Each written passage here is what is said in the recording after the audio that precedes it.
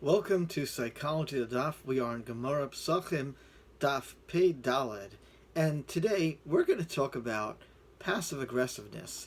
Passive aggressiveness is a really huge relationship challenge. It's a challenge for the one that's acting passive aggressive because it may be part of an ingrained and deep pattern for them, and it's certainly difficult for the people who have to live with those who are passive aggressive. So let's talk about the Gemara. The Gemara in Amud Aleph relates the famous principle that a prohibition which is violated through an inaction usually does not incur the punishment of malchus, lashes. For example, in our Gemara, leaving the carbon Pesach uneaten until morning, even though it's a violation of a lo saseh, of a scriptural ordinance, it does not incur lashes because it is violated passively.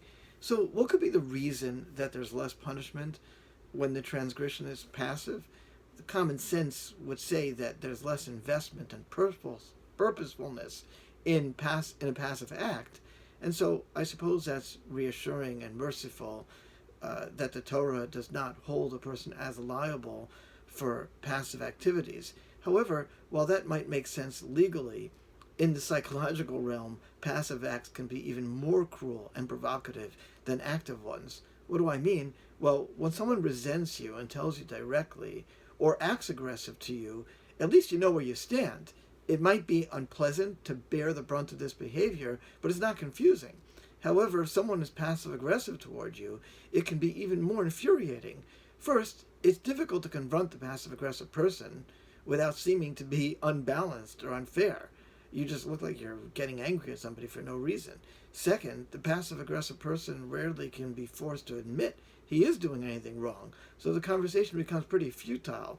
If you're in a relationship with someone whom you are constantly feeling ignored or neglected, it's hard not to get furious.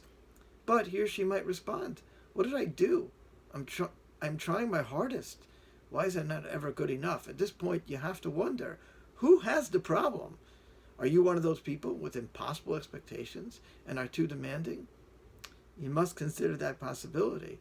However, if after careful soul searching you don't believe that is the case, well, then you're stuck in a relationship with someone who's passive aggressive. That's a tough situation. Now, some people are passive aggressive in response to feeling that they have no choice. For example, children are masters at passive aggressiveness because they often are facing authority that is far more powerful than them. Just think of all the ingenious ways a child can delay going to school. They could forget their homework, they could lose vital items of clothing, etc., etc. That kind of passive aggressiveness can possibly be addressed by exploring the power dynamics of the relationship in trying to find ways that encourage more open and honest communication and collaboration. However, some people have passive aggressiveness ingrained into their personalities deeply from early relational and childhood experiences. When it's the personality that's passive aggressive, it's a lot harder to work on change because that's the person's very operating system. They don't even notice it or have other tools. A classic form of social passive aggressiveness is lashon hara. We vent our frustrations at people we dislike indirectly through lashon hara because we're either afraid to confront them, or we feel powerless, or we've been trained in our relationships to not believe that confrontation and negotiating with people is actually productive. So I'll just end with some strong musar from Sefer HaChinuch, Mitzvah Reish Lamed Vav, Mitzvah 236, where he talks about the passive-aggressive nature of lashon hara and the importance of nonetheless taking personal responsibility. He says, we do not get malchus for this because it's a negative commandment that does not have an act involved with it. Like we were saying before, you don't get malchus for a violation that was done passively. In this case, verbally is still passive. But nonetheless, the Chinuch says, there are several agents to the omnipresent to give lashes besides a whip. You passive-aggressive people out there, know that. God has many agents. Life has many agents to teach us when we're doing something wrong. And you can't always just say, who, me? What, me?